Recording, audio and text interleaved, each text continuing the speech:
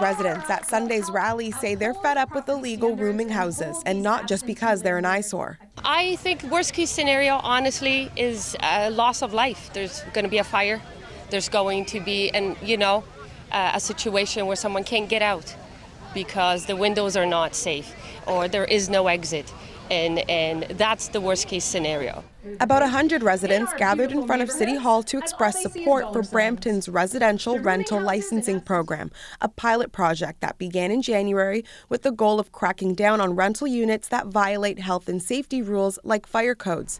It requires landlords to register with the city before renting out 1 to 4 units. Under the program, bylaw officers can inspect properties and dole out fines and penalties for violations. We've had too many fire fatalities, too many tragedies. I don't want to hear more stories about 25 students in a basement apartment or about a mother and a daughter dying in a basement fire. It can't happen. Brown recalled this fire from last spring that killed a mom and her 3-year-old daughter. His office says there were 21 fires in illegal units last year. That's why we're taking such an aggressive approach to tackling this. Residents say since the pilot program began, they've seen a difference in their neighborhoods. I would liken it to having 4 weeks of vacation after 10 years of working 7 days a week. This resident says 20 students were living across the street from her before the pilot project took effect, and they would play loud music at 3 a.m. and run their cars in the driveway for hours. Unbelievable.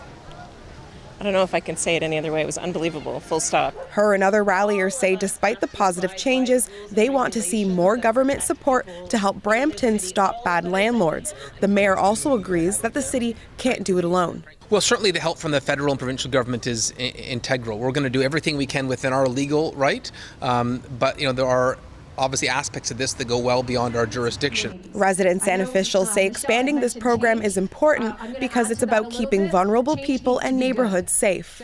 We have an underreported population of international students of about probably over 100,000 students.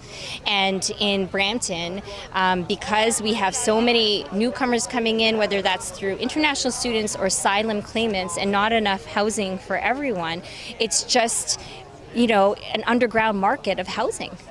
And we are trying to catch up to regulate it, to make it safe. Some landlords have pushed back, saying the program unfairly targets good landlords. But residents and the mayor say they won't be backing down as long as unsafe living conditions persist.